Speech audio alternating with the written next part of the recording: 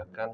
Ya, terima kasih tadi telah disampaikan informasi oleh Bapak Ketua DKM kita, Bapak Muhammad Soleh, bahwa setiap malam Ahad insya Allah akan dilaksanakan setiap malam Ahad itu kajian untuk anak-anak remaja, ya, baik mulai dari usia SD, SMP, serta SMA, dan sudah terlaksana kurang lebih 3 kali, ya, dan pesertanya sudah ada 15 peserta.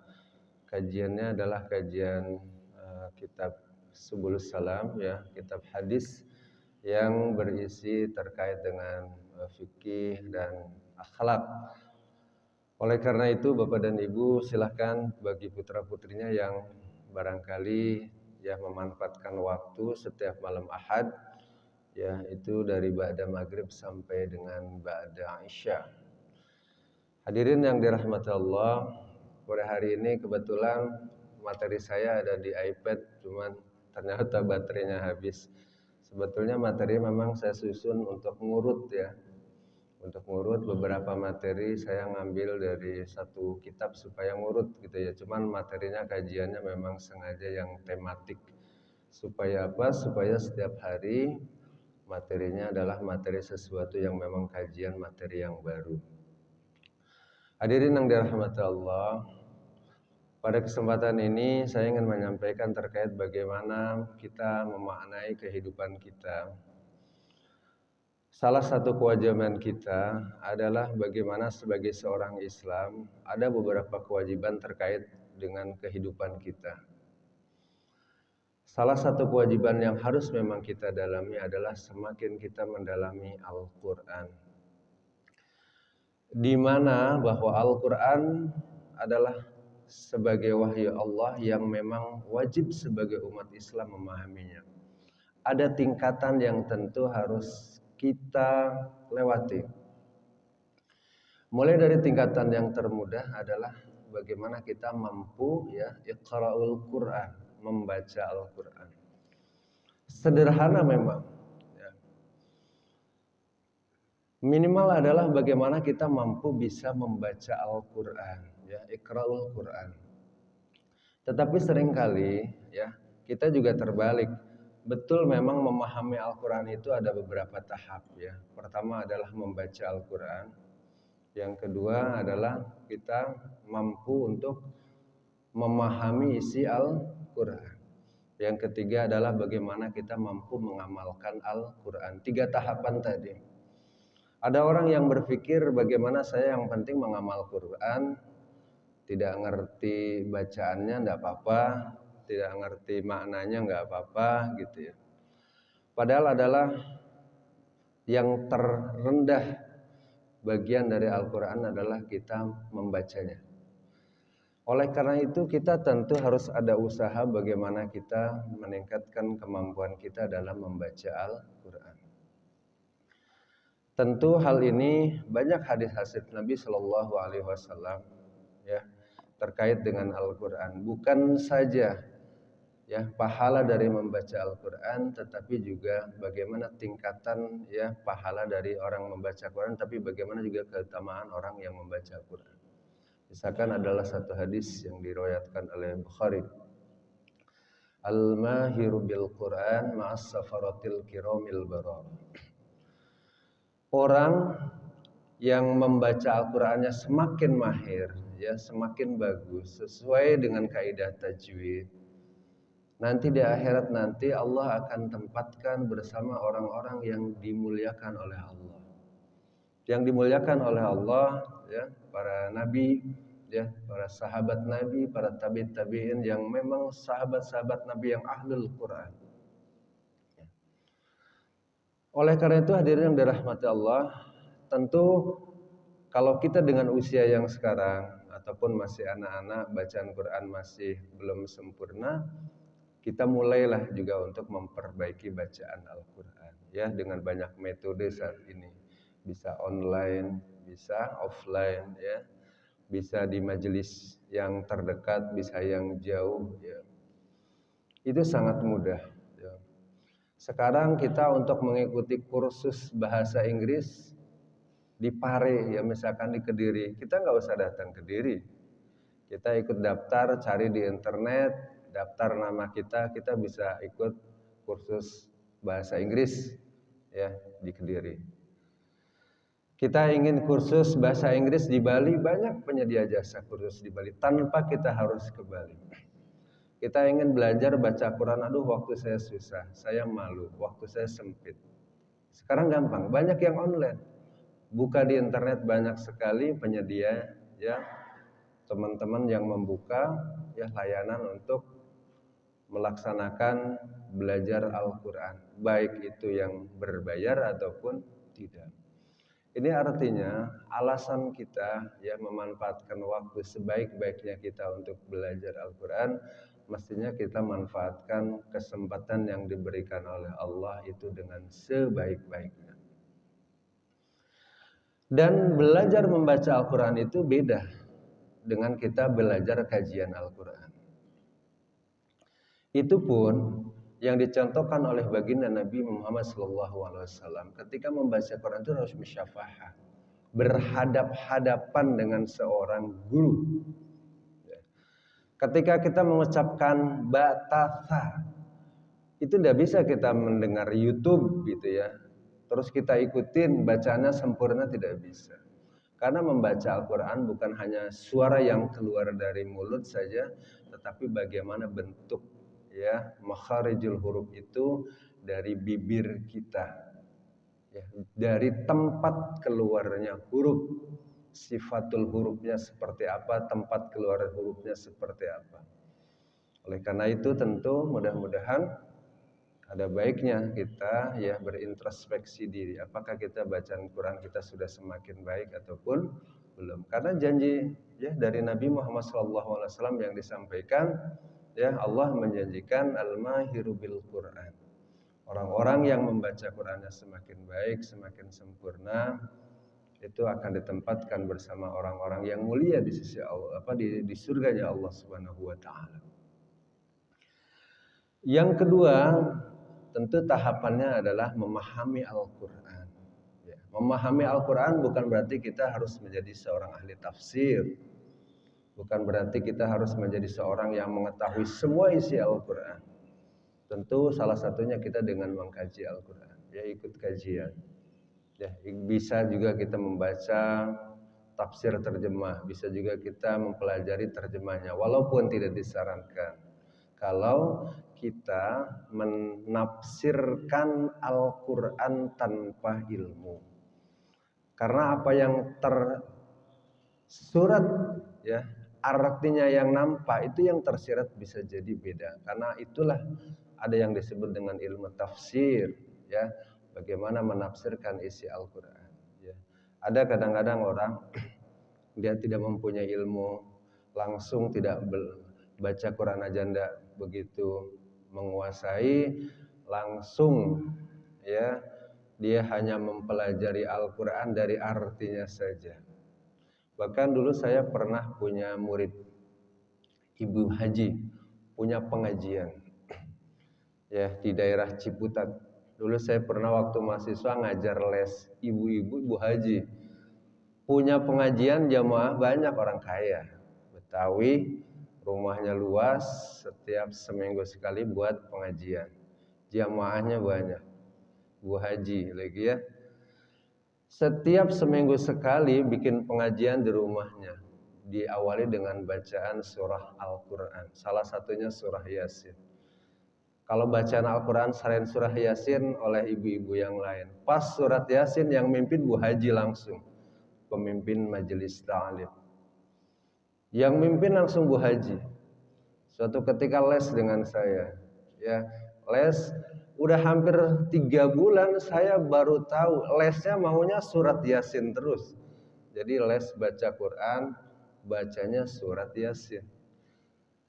Begitu suatu ketika saya kok agak curiga, Bu Haji kalau ngelihat Quran kok kadang-kadang meleng ke sebelah, tapi bacanya nih terus nggak berhenti. Waduh, Bu Haji pintar hafal.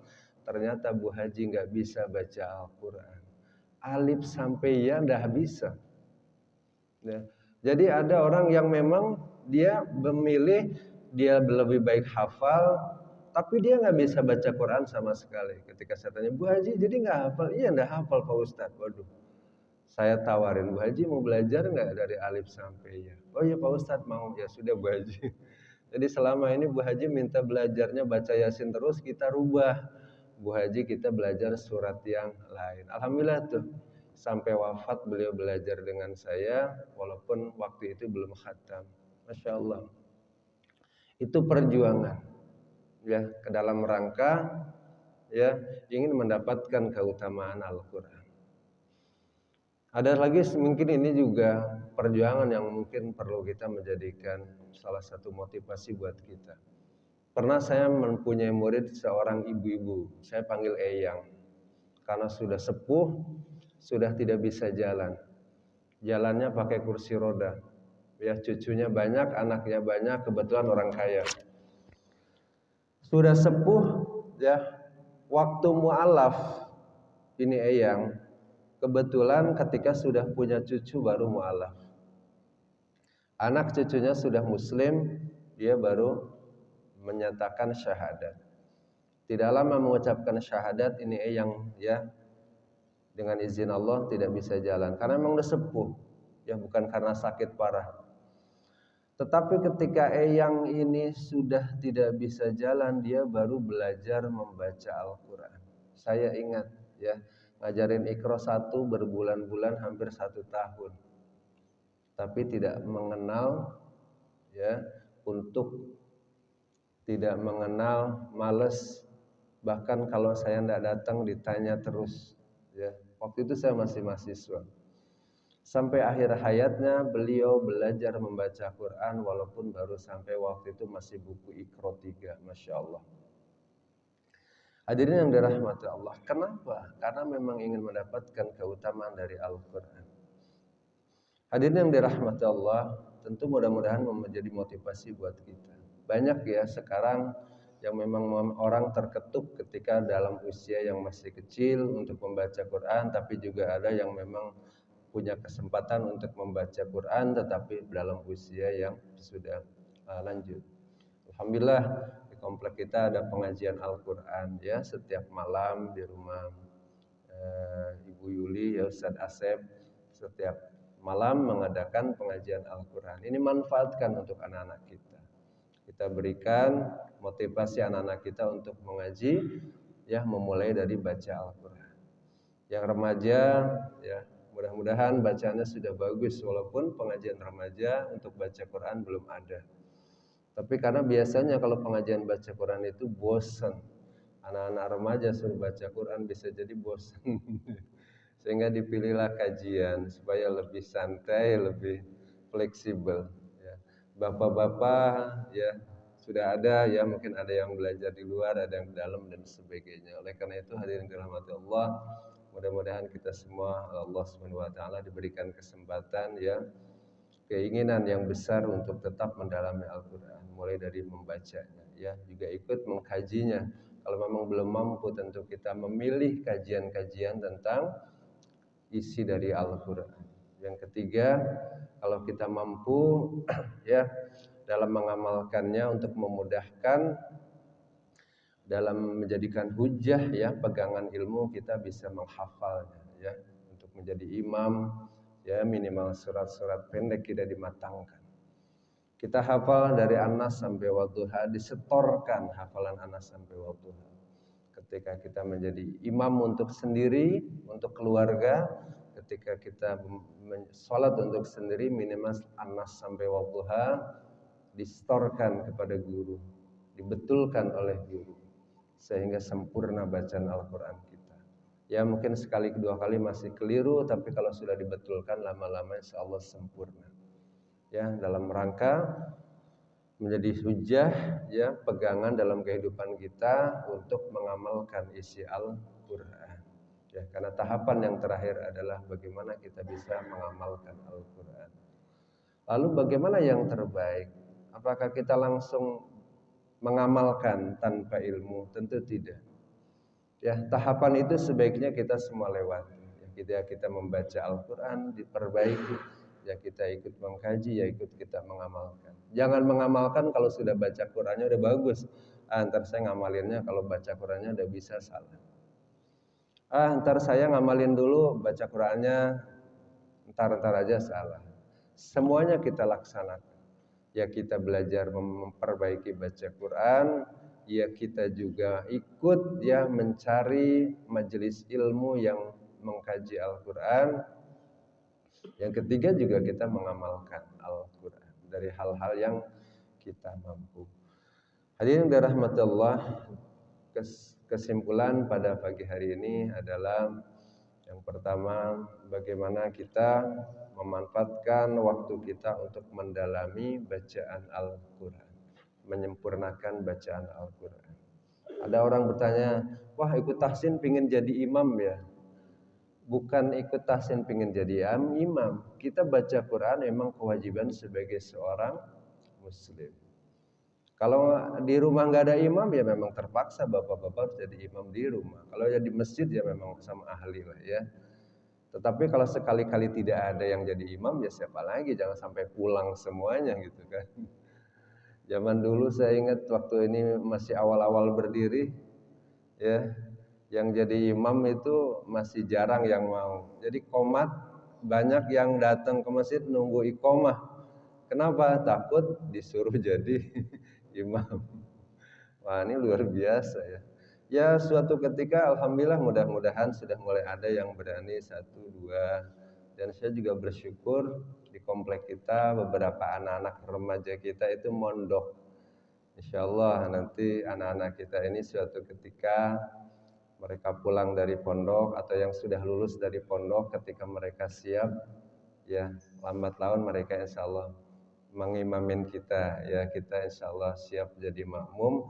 Artinya nikmat menjadi makmum itu ya, jadi insya Allah. Oleh karena itu mudah-mudahan komplek kita semakin banyak orang yang menguasai membaca Al-Quran. Regenerasi anak-anak kita yang di pondok ataupun yang sudah lulus mudah-mudahan berjalan. Yang kedua kesimpulannya adalah dalam membaca Al-Quran kita tidak hanya membaca Quran, tetapi kita juga ikut mengkaji Al-Quran, mencari majelis ilmu, dan kita tetap melaksanakan, mengamalkan Al-Quran, walaupun ya kita mungkin saat ini belum mampu untuk membaca Al-Quran dengan baik.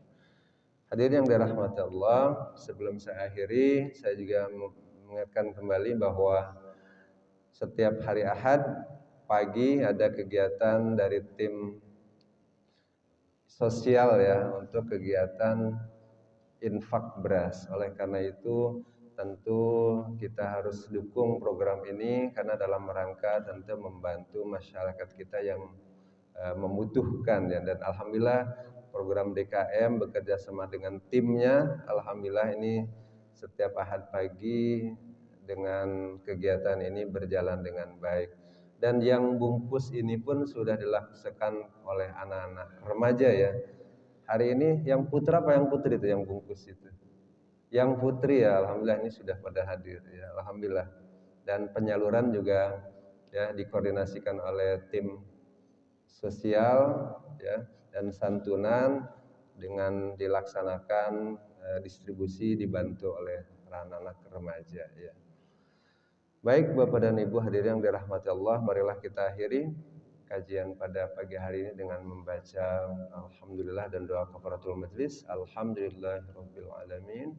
Subhanakallahumma wa bihamdika asyhadu an la ilaha illa anta astaghfiruka wa atubu ilaik. Billahi taufiq wal hidayah. Wassalamualaikum warahmatullahi wabarakatuh.